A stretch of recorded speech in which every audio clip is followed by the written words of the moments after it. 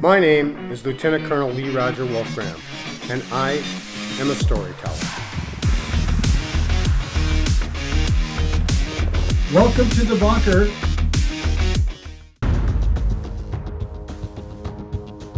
Hey everyone, welcome back to the Colonel channel, and I had to get this video out for you that are following the P. Diddy Sean Combs case because there's been a couple of bombs that went off here since I last did a video last week. So on Friday, the first bomb is that the government filed a responsive pleading that outlined all of the things that Diddy has been doing in custody, which are very, very concerning. But get this, the government may have gone too far and completely botched this, and now there may be evidence that's excluded. The prosecution team might be in jeopardy. This thing is all jacked up, and that evidentiary hearing we're talking about the actual bail arguments is just on Friday. This thing's coming to full pitch. Both the prosecution and the defense have amped it up. Let's catch up. And this is exactly how he gets out. This absolutely could cause a mistrial later, that this wasn't a fair trial. All of this is really bad news if, in fact, they were able to use notes that Diddy was making, client notes. It's just massively bad news. A couple of videos ago, I told you that when everybody was speculating that Agnifilo had withdrawn from the case, I said, I haven't seen anything to suggest that, although he did walk out of the courtroom. And here we see, so Agnifilo is still on the case. There's his stationery. This was filed this Monday, and that's why I wanted to get this information to you right away, because the hearing is on Friday. But Agnifilo is still on the case, but I think I know why he walked out of the courtroom. Let's watch. Word is that Diddy's lead attorney, Mark Agnifilo, is packing his bags, ready to leave Diddy high and dry. After all, with mounting lawsuits, no bail in sight, and a mountain of evidence piling up, it seems Mark doesn't even want to stick around to watch this ship go down. I think I know why Agnifilo walked out of the courtroom, and I think it's just simply this. His client thinks he knows more than his attorneys. So his client is going to Thug Behavior 101, which is where he learns from other people in prison or other thugs that have had some sort of intersection with the legal justice system, and he thinks he knows how to do this better. He thinks he's going to manipulate things behind his lawyer's back, and when his lawyer found out about that, about what he has been up to in custody after breaking his tail to give some sort of defense, he found out, the prosecutor probably told, hey, guess what? Your boy has been in there making phone calls he's not supposed to, using other people's phones and cards, using his influence to buy help, to try to communicate with the outside, and he's being successful. And oh, guess what? On Friday, we're going to let you know about all of that stuff. And I think that's why Agnifilo walked out of the courtroom.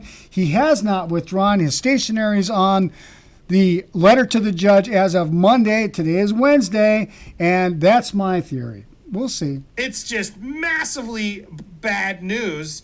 New York prosecutors are urging a federal judge to reject the latest bail request from Sean Diddy Combs. They say the music mogul is trying to influence witnesses ahead of his upcoming sex trafficking trial. In a court filing overnight, prosecutors said Combs, in recorded jail calls, asked family members to reach out to potential witnesses, including some of the alleged victims. They argue it can be inferred from his behavior that Combs is trying to blackmail witnesses into silence or into testimony in his favor. Combs pleaded not guilty in September to charges that he coerced and abused women for years. Diddy posed a serious risk of danger and also obstruction of the proceedings. Now, in order for Diddy to obtain a new hearing, he has to show new evidence. But according to the government, the only new evidence that Diddy is showing is that he continues to engage in a relentless course of obstructive conduct designed to subvert the integrity of the proceeding. Now, according to the government, since Diddy has been locked up, he has attempted to evade law enforcement monitoring. He's orchestrated social media campaigns that are, in his own words, aimed at tainting the jury pool, and he's made efforts to publicly leak materials he views as helpful to his case, and also contacted witnesses through third parties. Because of all of this, the government feels that Diddy's request for temporary release should be denied. Another damaging allegation from the prosecution is that Puff has been trying to reach out to witnesses by way of his children. If you've been watching social media lately, one of his sons had put out that video on IG saying, hey, we're going to be playing a highlight reel of positivity from my dad, playing all this stuff to throw out good spirit and love. And it's just like, what are you doing, right? Puff has lawyers. I don't know if the kids are represented, but there has to be some sort of advisor out there saying, this is a bad idea. There's nothing positive to come from this. So since Diddy's arrest, the government has continued investigating Diddy's obstructive conduct and began receiving recordings of Diddy's BOP calls in October of 2024. These calls in their entirety will be produced to the defendant through a filter team prior to the bail hearing, which is scheduled for next Friday, November 22nd, 2024. The government did not previously disclose these recordings due to its ongoing investigation. Did you get that? The government did not disclose these due to its ongoing investigation. They were letting him hang himself. They knew he was doing this. And where are you getting your advice from? Because if this is where you learned from other people in jail that this is how you communicate, you are a dumbass. Really? You have screwed yourself. All of this stuff is recorded, and I don't know where you're getting your advice, but it sure in the hell wasn't from your lawyer. Teams, where teams gather and they're able to sort of separate and give the non-privileged information to the investigating authorities while the other stuff remains behind closed. He's apparently been using other inmates' phone accounts to communicate messages. The implication is that he's basically playing puppet master from his cell and being able to get to potential witnesses and manipulate messages being communicated to the public. I'm apparently still intimidating witnesses, using other cellmates' phones to reach said witnesses. There's evidence in this filing from the government that he was using his family to make that Instagram post, which we assumed already in our reporting here. There is some awful stuff in here that reaffirms why he is being detained. The government has reviewed dozens of recordings of BOP jail calls in which the defendant uses telephone accounts of at least 8 other inmates, which is against BOP regulations. Seemingly to avoid law enforcement monitoring, the defendant uses other inmates' PAC numbers to make phone calls. While in custody, investigators recovered the following notes from defendant's cell during a pre-planned nationwide sweep of the facilities. The defendant directs others to pay the inmates, including 3 payments processing apps and BOP commissary account deposits. The defendant knows this is against BOP regulations. At the outset of each telephone call, sharing of PAC numbers is against BOP policy and is subject to disciplinary action. 3-way calling. The defendant also frequently instructs individuals whom he contacts by telephone, including family members and his attorneys, to add other individuals via 3-way call. This practice is also not authorized by the BOP as it helps to conceal the identities of the contacted individuals. The government has reviewed multiple calls in which the defendant has instructed others to dial in third parties, including members and associates of the enterprise and individuals who are not on the defendant's contact list, again going against the MDC.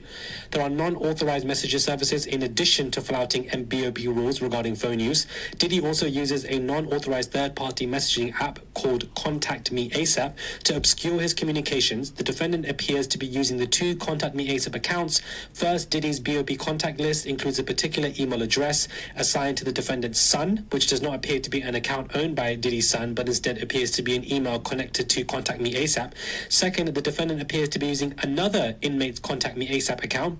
Primarily using email 1, the defendant has exchanged hundreds of text messages via Contact Me ASAP with dozens of individuals, including attorneys, individuals who are also not on the list. More concerning, however, is the defendant's use of these unauthorized methods of communication to continue his efforts to obstruct and subvert this criminal proceeding. The defendant, Diddy, also frequently instructs individuals whom he contacts by telephone, including family members and his attorneys, to add other individuals via 3-way call. This practice is not authorized by BOP BOP, as it helps conceal the identities of the contacted individuals. The government has reviewed multiple calls in which the defendant has instructed others to dial in third parties, including members and associates of the enterprise and individuals who are not on the defendant's contact list. Since being in custody, the defendant has deployed family members to carry out obstructive conduct on his behalf. As evidence in jail calls, the defendant asked family members to reach out to victims and witnesses, creating narratives to influence the jury pool and pursue marketing strategies to sway public opinion. To sway public opinion. So we are entering into a very new and scary phase here with social media, and that is, listen to this, and I think this has got to be one of the first times I've heard that there is a concerted media effort to sway people's opinion. I mean, this is like the election, China-Russia interference with our election in social media. Here we have someone who is a defendant in a criminal case who is very savvy with media. I mean, he's made millions and millions of dollars off of media, and now he's using that skill to try to influence the jury pool. I've never heard of this before, at least not to this level, where you've got such a successful media dominant professional, knows what they're doing, and has set out with a scheme to actually change the public's perception. That's scary. That's money in our criminal justice system. That he's telling the Sons to try to put out videos or narratives out there that will benefit Diddy in the long run when it comes to the jury pool, to the jury itself, but also to try to contact witnesses or potential witnesses in this case. Manipulating his own family to try to taint the jury pool. A lot of stuff that they've been worried about is still happening while he's behind bars. The defendant also uses a non-authorized third-party messaging service. The defendant has shown repeatedly, even whilst in custody, that he will flagrantly and repeatedly flout rules in order to improperly impact the outcome of his case. The defendant has shown, in other words, that he cannot be trusted to abide by rules or conditions. What I do presume may happen that at this third application hearing is that the prosecutor is going to play this for the judge. I'm apparently still intimidating witnesses, using other cellmates' phones to reach said witnesses.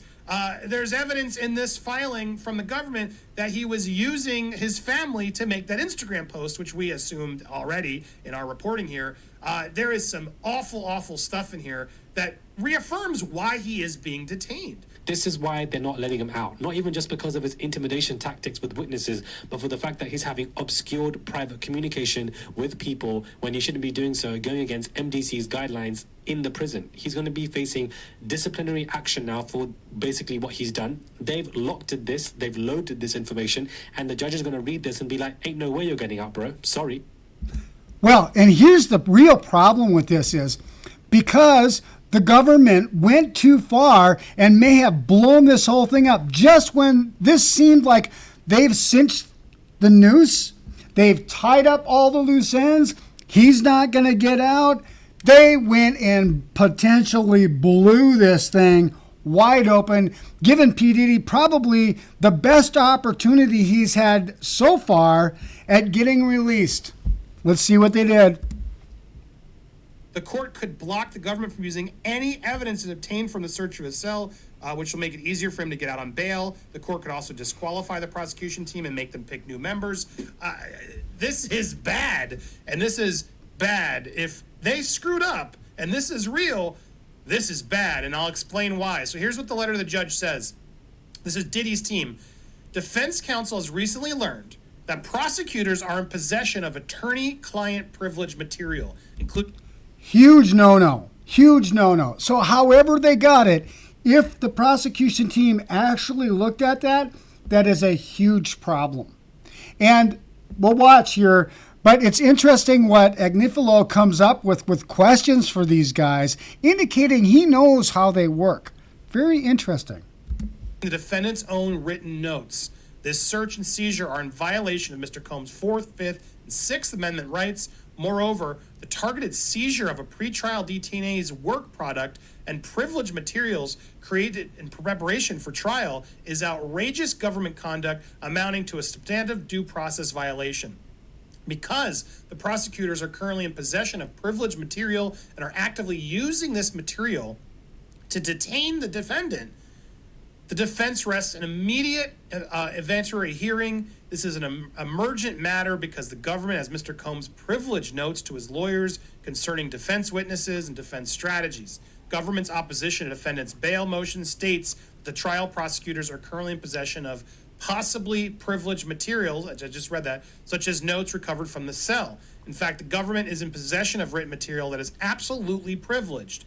This is a matter of grave concern that, most respectively, must be addressed immediately for the following reasons. First, there is no dispute that the government is in possession of privileged material. Second, until receiving the government submission at 11:30 p.m. on Friday, the defense had never been told that Mr. Combs' notes were taken from the cell, that these notes were given to the U.S. Attorney's Office, and these notes were then given to the trial prosecutors in the case, who then used this material in a filing to keep Mr. Combs detained. We request an immediate hearing at which the government shall provide answers to the following question.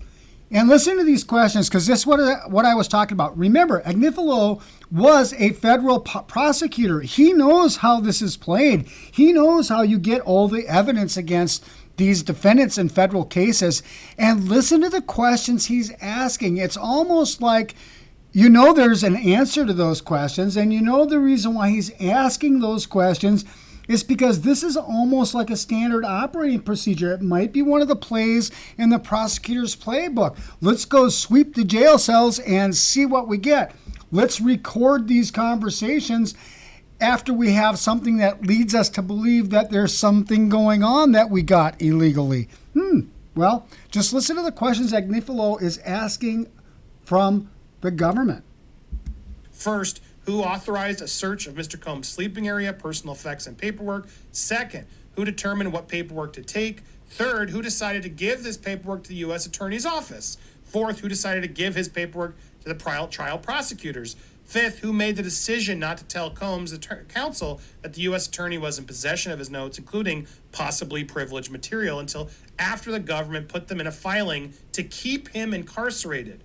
Sixth, exactly what material was taken?